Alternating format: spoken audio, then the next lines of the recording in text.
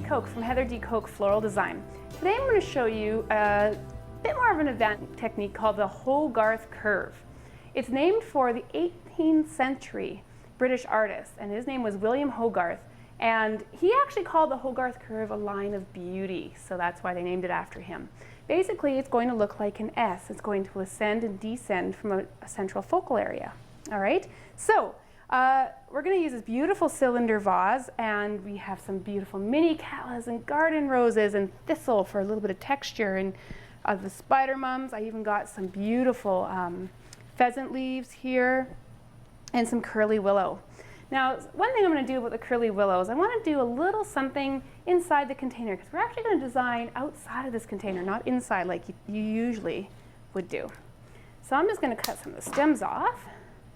And we're going to just take this beautiful curly willow, and we're going to put a whole bunch just in the bottom of this container, because we don't want to leave it all lonely by itself there. We want it to have a little bit of interest inside there so that it doesn't look like it's just one big empty container. You could put even a little cymbidium orchid in there if you wanted to. Why not? You could put dendrobium orchids. You could even do that beautiful swirling mini calla design in there with some river rock. There you go. Now what I've done is I have this little, it's like a little cake topper tray that I'm going to use that fits into this vase. And basically you just got to maybe use a plate would work, you know, like a side plate or anything like that can sit on top. We're going to put that here. And then, because we don't want this to fall apart, we are going to secure this right to the vessel, because having a floral design fall apart in somebody would just not be good. Now, this is going to be where our focal point is, and we're going to go up and we're going to go down in that gorgeous S shape. So I'm going to start with some mini callas. All right, I got some here that have a beautiful shape to them. Now, a little technique that I recently learned, and it works like a charm, is using chenille stems or pipe cleaners. You're just going to cut a little bit, because you don't want them to fall out of the foam. A lot of times when we put mini callas in the foam, they just seem to fall right out. So what you're going to do is take your pipe cleaner, and you're going to stick it right into the stem of that mini calla. All right, so it's sticking right in there. And then you're just going to plunk it right into the foam, and it holds it in place. It's really good at securing those mini callas. If you're doing a wedding bouquet, again, perfect for securing mini callas into like a cascading bouquet, things like that. So let's do a couple. I'm going to do maybe 3. I'm going to put this one here. Beautiful curve again. See, you got the bottom part of the S, and one up there, and a little bit more pipe cleaner. Doesn't have to be a lot of pipe cleaner, just enough to secure. Yeah, I'll put it right here. Okay, gorgeous. Now we need to do the top part. So I got some more mini callas here. I'm going to take this one. Looks like a nice sturdy guy. And you want it to be, you don't want it to be out of proportion. You want it to be in proportion with your container, as well as in proportion with the descending part of this curve. All right, so I'm going to start here, get my pipe cleaner, insert that pipe cleaner in there, and have a look. I think that's pretty good. And there we go. Look at that. Look how gorgeous they stay with that pipe cleaner in there. Beautiful. Look at this gorgeous S that we're now creating. Okay, so we're going to work a little bit more on the S a bit later, but I'm going to just start with our focal area, and I chose to use a gorgeous green color with these gorgeous dark mini callas, and I'm just going to start placing a few here. And I'm going to do maybe a little shadowing technique. Shadowing is where you have one flower just a tiny bit above another flower. All right, that would be shadowing. Again, I'll put it a couple in the back here.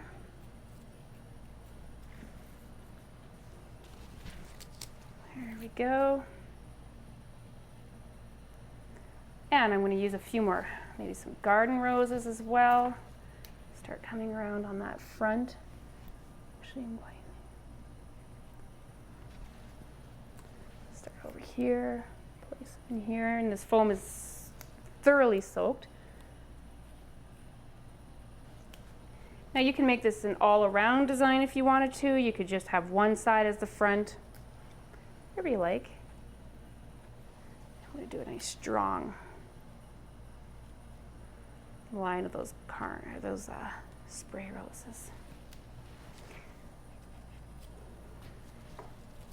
Okay, and now let's move on to using a bit of our thistle to give it some real texture. Now don't feel that you can't come down a little bit with some other products in this little bottom of our S of our Hogarth. I love thistle. I love the texture it gives. I think it's really neat. I know, I'm lame for saying it, but I'm going to say that it's neat. I'm sure that everyone's thinking, what a square.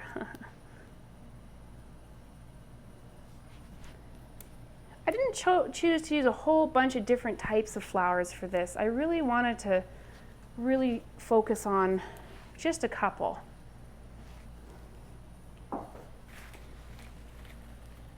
going to put some mini callows down in there too, but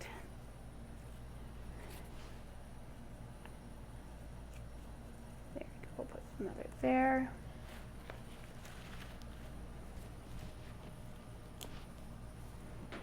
Maybe one over here. Actually, I'm going to just tuck him right in here. There we go. And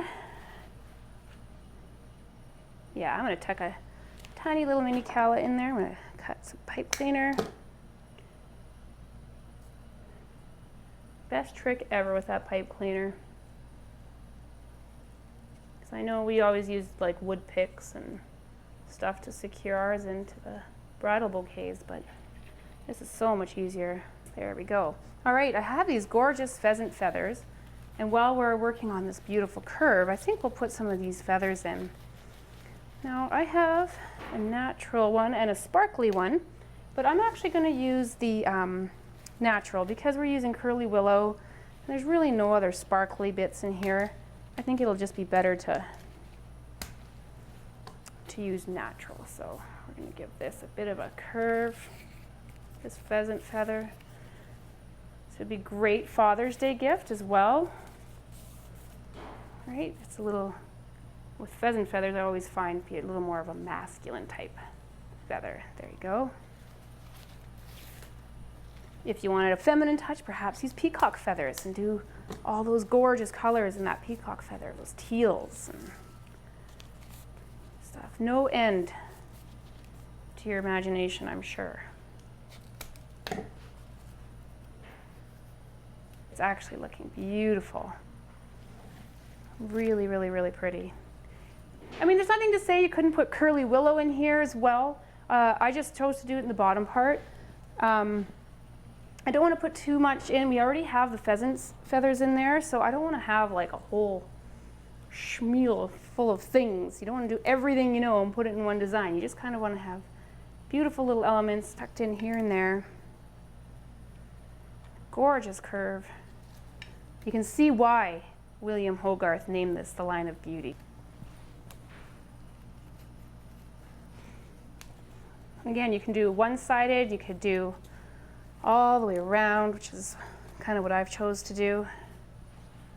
If you do one-sided, just make sure you cover your back up. You want to cover that bit of tape that we used to secure this in. And I'm doing that by using this beautiful pittosporum here. And the roses are covering it up quite nicely. There. Voila!